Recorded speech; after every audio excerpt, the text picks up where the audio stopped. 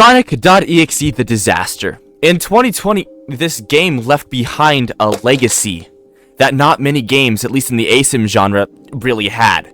Nothing really played like it at the time, and it was kinda had a stranglehold on this game-like type of ASIM for 5 years until it was sniped by Sega. You just look at the flowers, Lizzie.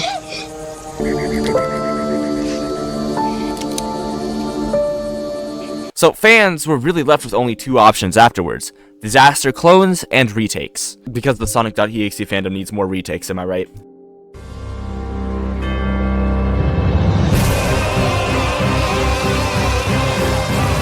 While some focused more on the genre itself and improving it, others tried to stay more faithful to the original game made by Outlake. This is where the Disaster Eclipsed comes into play. I am a D1 unenjoyer of the Disaster Eclipsed. Not quite a hater, but an unenjoyer. One search of my most popular videos on my channel would show this. So when I heard that the game received a pretty big update, I was more or less apathetic about it. I honestly didn't care too much at all. I mean, sure, I streamed it, but honestly that was just because it was new.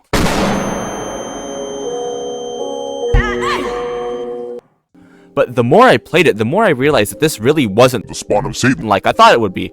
In fact, dare I say this update was good? I mean, a good update for a bad game doesn't really offset the fact that it's, a bad game. Look at Cyberpunk 2077. But I had my expectations go from about down here to about here. Still in hell, but at least not the 7th circle anymore. More like the 1st circle in Purgatory, because it still feels that way to play this game. But admittedly, and I can absolutely say when something surprised me, this update is absolutely a right step in the right direction for the Disaster Eclipsed. At least for me, anyway. I've played about 8 or 9 hours since the update came out.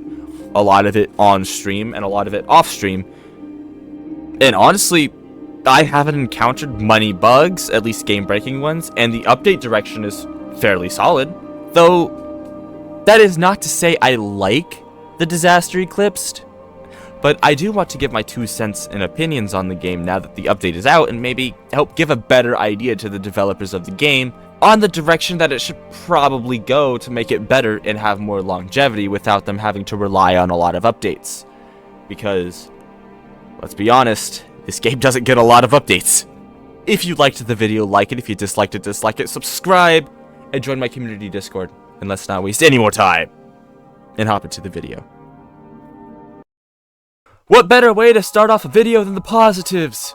Yay! Because the developers can be completely positive to me. Yay! Yay. In all seriousness though, it has some positives, for once. Even I, the cynical one that hates everything and promotes toxicity and harassment, apparently, can admit it finally did some things right. It kind of reworked Rouge the Bat in a way that was fairly unique, and I quite like the grappling hook. The gravity makes it hard to use, but worth it once you figure it out. For once, she doesn't feel completely useless anymore. I quite like the trait of having some sort of startup for iframes. For Cloak, that is a very good change. Admittedly, she's still fairly weak as a survivor, but now she can at least play the game if you take the time to learn her. Novel concept, I know. In fact, some of the characters have been given much needed nerfs and buffs. Take Espio, for example. He finally has a place in the game as a hit and run instead of an off-brand offspring of Shadow and Rouge.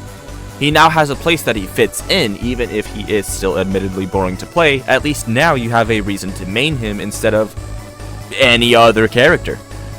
We'll get into optimization in a moment, but I really want to talk about the new map as well. It's quite nice, and it fits the whole theme of the Disaster.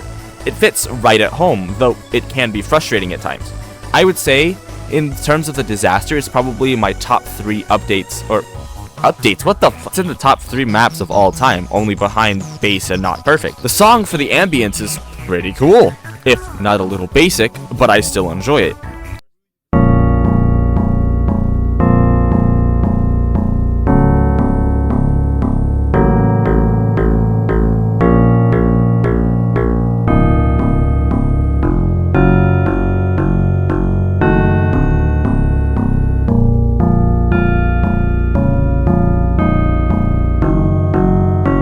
Cosmetics are also quite nice. It gives the game a little flair, a little personality. that it desperately needed because it's a TD clone.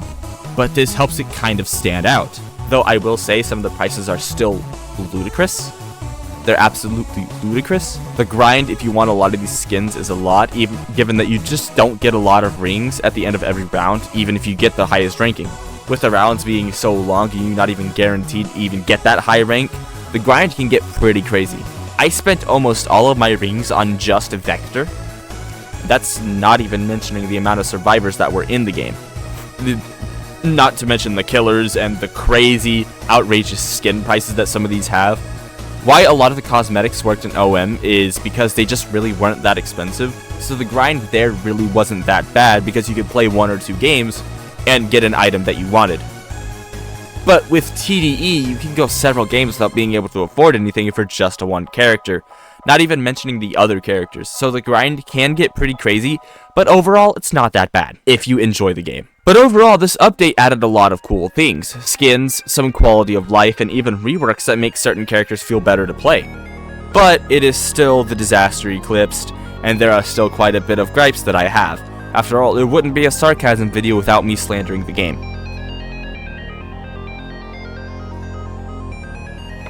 Oh, that's good water. A lot of my complaints do carry over from the previous video. A huge problem is that the hitboxes, they are still quite laggy even on low ping. I don't know why that is actually. I wonder if it's because the hitboxes just don't update often enough. But even on 60 ping, if I'm moving, the hitboxes just rarely even touch my character, which compared to a lot of other ASIM games really just isn't the case. Of course, Roblox hitboxes are always very jank, so I'll give them some leniency, but it is still exceedingly weird. The biggest problem I have with this update is just how much the optimization tanked. Oftentimes it's barely playable with constant ping spikes and frame drops. This has been a big problem with the Disaster Eclipse in general, but it just seems it's gotten way worse with this update for whatever reason. I don't know what they broke, but they broke it. It could just be because of the new particle effects and maps just having too much collision, but that's just me giving ideas because I have no idea. Actually, this is one of the only games I haven't figured out how to break out of the map yet to explore, unlike some games.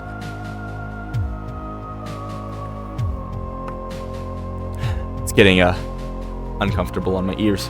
Let's talk Charmy. Charmy is a weird character. He always was. You can't really make a moveset that fits Charmy because he's just forgotten by Sega, but I just don't feel like Flutter really fits him either. You know, he's a backliner character, so I don't feel like having a, moveset that kind of works like Silver's is weird, especially for that move, Flutter. Really weird move. I still think the taunt effect done by Metal Knuckles should go onto Charmy because he's kind of like the emotional support kind of thing for Team Chaotix, so it makes sense. I think he could work really well as a different recon option than Rouge because she's kind of the only option as recon, and a lot of people don't like to play Rouge, and Charmy just doesn't really do much right now. So it would be cool to see him be a squishy recon buffer character that, for example, has an ability that works kind of like Security Guard from Bite by Night or something. I don't know, it would just be cool to see. And I think that's better than the direction they're going with him right now. They did fix a lot of characterization issues I had with TDE. Sonic is now heroic again, Rouge doesn't go invisible anymore, Espio works like a ninja now. It's really nice to see. This is absolutely a step in the right direction for the game as a whole, but it's not anywhere near done. However, I will give credit where credit is due, and the credit here is due. This game still has a lot of potential, and this update absolutely proves that. They can cook, if they just don't, for whatever reason. I don't know. This could absolutely be the turning point for the game, and the point that I start to like the game, actually, because, it could end up being pretty good, pretty solid. And I would love to see that, because I was a die-hard TD fan, so TDE succeeding would kind of be like a dream come true. This is the potential man of ASIM games on Roblox. It absolutely could be one of the best. But as it stands right now, it is only a gem covered in diarrhea. And that is the end of the video. Do I like TDE? No, I still do not. But this could be the turning point to me actually liking the game, if they continue on the path that they are, with reworks and making the game better. I still do not like the game, make no mistake. But it could, big asterisk, could end up being better. Ladies and gentlemen, I am Sarcasm, and if you liked the video, like it. If you disliked it, dislike it. Subscribe and join my community Discord, and I hope to see you in the next one, because I have huge plans for videos coming up. With that out of the way, bye-bye.